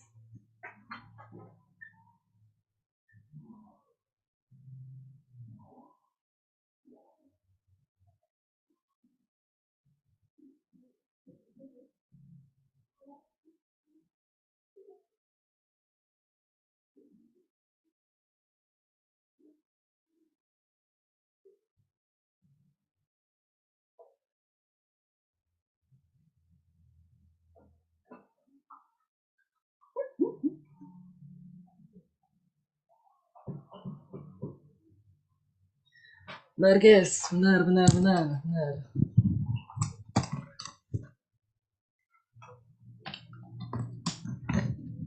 Oke. Tadi dari pertanyaan yang cowok dulu siapa tadi? Aku lupa namanya. Oke. Yang tadi ada yang cowok bilang untuk pertanyaan tadi ya, yang perlu aku tekanin itu adalah 1 glukosa itu akan dirubah menjadi 2 pirufat dalam proses glikolisis. Sampai sini paham? Oke. Hasilnya 2 pirufat kan? Nah, kita simpan di otak 2 pirufat. Nah, ada perubahan lagi di mana setiap pirufat akan diubah menjadi asetil-CoA. Setiap 1 pirufat akan menjadi 1 asetil-CoA. Berarti ada 2 pirufat, berarti ada berapa asetil-CoA?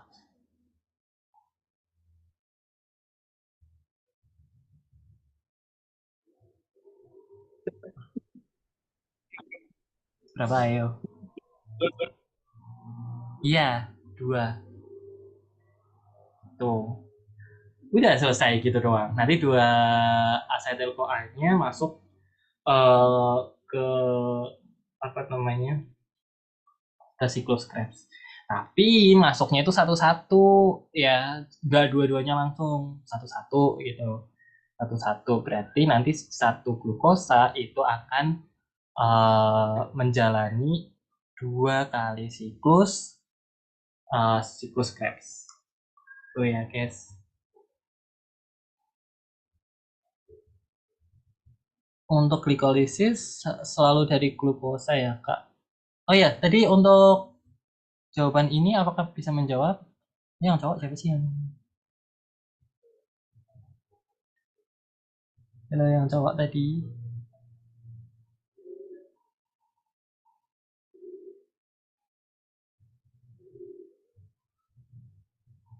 Oke, aku harap menjawab. Oke, untuk glikolisis itu selalu dari glukosa ya, Kak.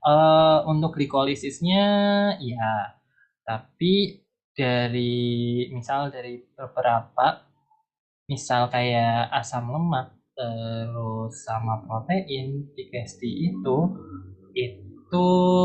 ya in a nutshell atau secara garis besar emang iya glikolisis dari glukosa. Tapi kalau misalnya protein,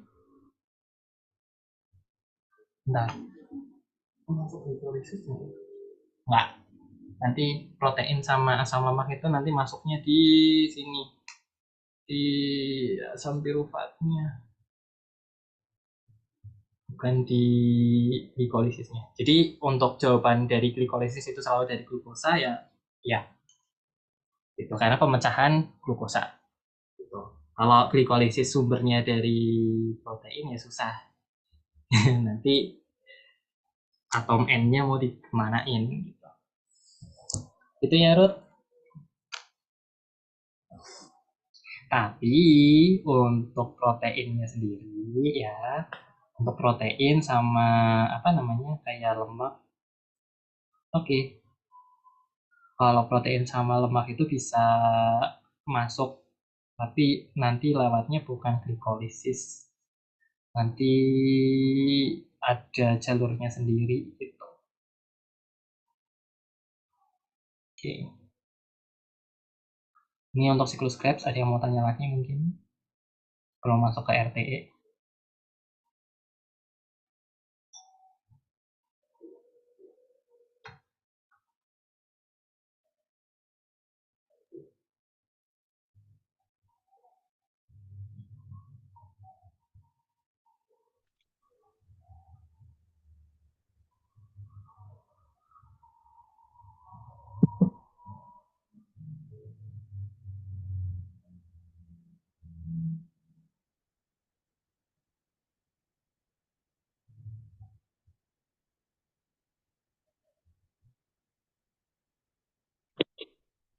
Oke, mungkin nggak ada. Kita lanjut. Oh iya, ini di SS dulu. Bentar.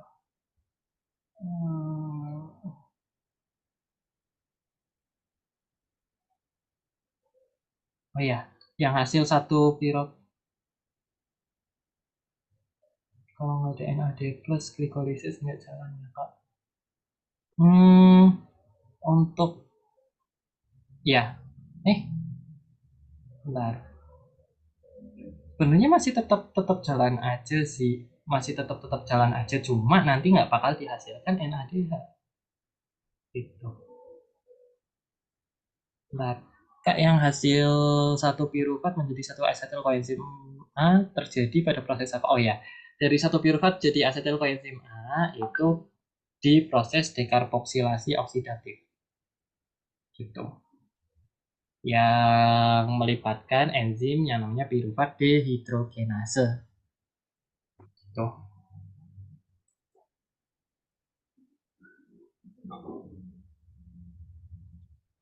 Kalau untuk yang NAD plus di glikolisis nggak jalan ya Kak. Itu tetap jalan kok glikolisisnya. Cuma nanti untuk harusnya sih nggak jalan ya.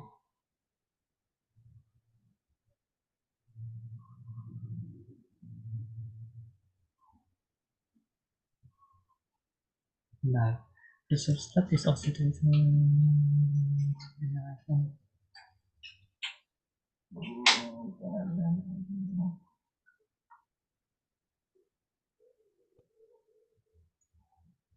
Glikolisisnya tetap jalan ya, walaupun nggak ada NAD+. Tapi konsekuensinya ya NADH-nya nggak bakal kebentuk, karena untuk membentuk NADH perlu NAD+.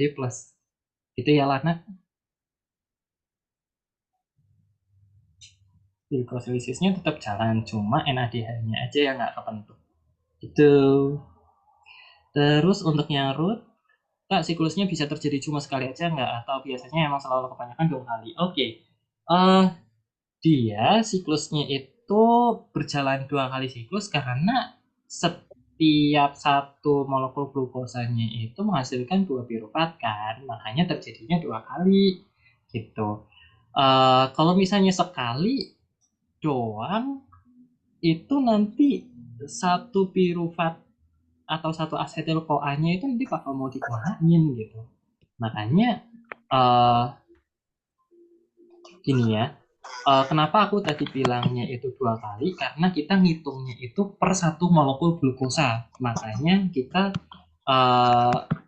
per 1 molekul glukosa terjadinya itu 2 kali siklus Krebs gitu. Tapi kalau kita ngitungnya berdasarkan per asetil koenzim A, per 1 molekul asetil koenzim A-nya berarti ya cuma 1 siklus Krebsnya doang.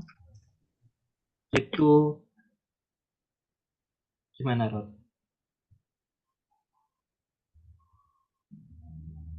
Menjawab enggak? Oke, sip. Ya, jadi memang yang diputar-putar tuh emang bagian situnya. Jadi hati-hati ya untuk berapa siklus Krebsnya gitu. Oke, kita lanjut. Waktu kita 5 menit lagi. Nah, ini aku hapus dulu. Oke, ini untuk RTE-nya. Nah, nanti di RTE-nya ini setiap NADH sama FADH yang dihasilkan tadi, ini kan dihasilkan NADH sama FADH kan, di glikolisis sama di siklus Krebs. Nah, nanti setiap NADH sama FADH-nya itu akan membentuk atau menyumbangkan namanya elektronnya gitu. Nah, di sini banyak pendapat di mana katanya itu NADH itu bilangnya bisa nyumbang 2 elektron gitu. Tapi ada yang bilang juga NADH 3 elektron, ada yang bilang 2,5 elektron, ada yang bilang 2 gitu. Itu masing-masing ininya beda-beda sih. Tapi kebanyakan dibulatinnya ke atas. Jadi untuk NADH itu bakal menghasilkan 3 ATP, sorry ya. NADH menghasilkan 3 ATP, untuk FADH menghasilkan 2 ATP. Gitu. Nah, prosesnya itu dibantu sama yang namanya RTE atau rantai transport elektron sama ATP sintase. Gitu.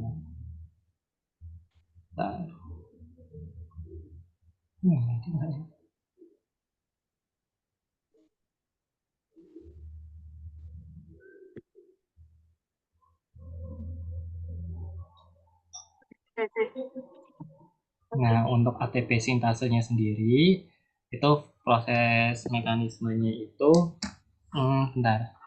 Kok nggak ada itu ya? Nah, di sini. Nah, cepat aja. Di sini ada 2 proses yang terjadi di rantai transport elektron. Bukan. Ya, benar. Di sini oxidative phosphorylation atau rantai transport elektron yang biasa kita kenal itu tuh sebenarnya ada 2 proses yang terjadi, yaitu rantai transport elektronnya itu sendiri sama kemiosmosis. Nah, yang pertama rantai transport elektron ini melibatkan 4 kompleks protein 1, 2, 3, 4. Nah, nanti untuk NADH akan nyumbang elektronnya dari protein kompleks nomor 1, yang ini. Terus untuk FADH akan mulai nyumbang elektronnya itu dari kompleks protein yang nomor 2, bukan nomor 1, karena nomor 1 itu NADH. Gitu. Nanti ketika dia nyumbang elektron, dia akan berubah jadi NAD plus. Nah, jadi NAD plus nanti sambil ngepompa di sini ngeluarin H plus.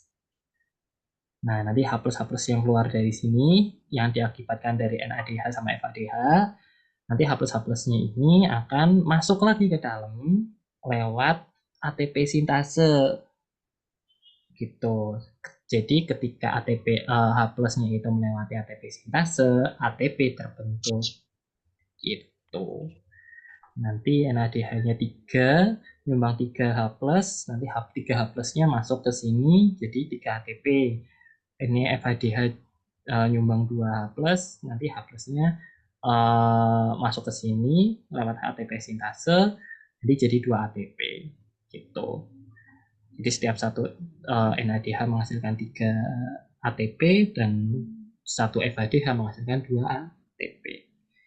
So,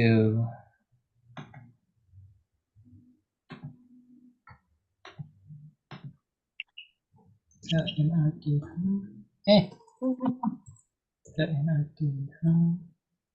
kok 3 NADH? NADH sama dengan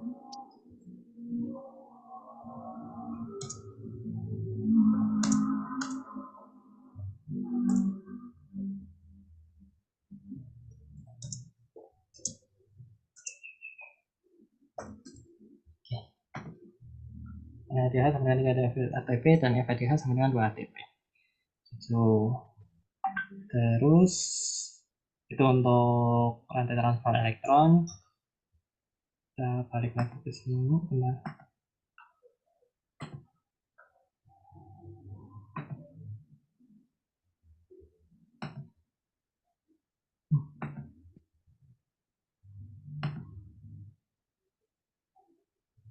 Itu respirasi anaerob. Respirasi aerob. Sebenarnya masih ada respirasi anaerob sama fermentasi. Di sini banyak yang bingung juga sebenarnya, tapi karena waktunya udah habis, sayang sekali. Aku jelasin sebentar. Untuk anaerobic respiration itu jelas respirasi yang tidak menggunakan oksigen. Nah, di respirasi aerob penggunaan oksigen itu terjadi di di sini, di kompleks 4 gitu. Dia membutuhkan oksigen untuk membentuk H2O gitu. Nah, tapi kalau di sini di respirasi anaerob dia tidak membutuhkan yang namanya oksigen gitu. Dia membutuhkan dia nggak pakai oksigen, tapi pakainya di sini aku pakai contoh si nitrat. Ini pakai nitrat untuk menghasilkan air H2O gitu kan. Gitu. Jadi makanya ini disebut respirasi anaerob karena tidak pakai oksigen untuk penerima H plusnya gitu. Akseptor elektronnya itu bukan si oksigen tapi nitrogen atau nitrat itu. Itulah makanya disebut anaerobic respiration. Terus untuk fermentasi sendiri itu yang fermentasi asam laktat, alkohol, sama asam cuka. Nanti perbedaannya itu ada di bagian ATP yang dihasilkan. Kalau fermentasi itu cuma 2 ATP sebenarnya ya kan, cuma dari glikolisis doang. Terus kalau anaerobic respiration itu tetap 38. Kenapa tetap 38? Karena tetap pakai RTE. Tetap pakai rantai transfer elektron. Di sini dia masih pakai rantai transfer elektron, makanya dia masih bisa menghasilkan ATP yang banyak. Gitu. Oke guys. Itu untuk materi yang sekarang. Maaf kebut-kebutan karena iya ada pertanyaan. Nanti slide-nya dibagi di grup nggak? Iya. Untuk slide-nya nanti aku kirim di grup sama SS-annya. Jadi aku sempatnya SS beberapa kali aja, tadi kalian ada yang lupa nge-SS, jadi aku coba backup dengan SS-annya aku sendiri. Oke, untuk materi yang biomol 1 sudah selesai sampai respirasi anaerob dan fermentasi. Oh ya, ya. Nanti rekaman ini sudah bakal dibagikan nanti ya? Iya. Benar-benar. Ini tipikal kalau misalnya nggak di... Benar.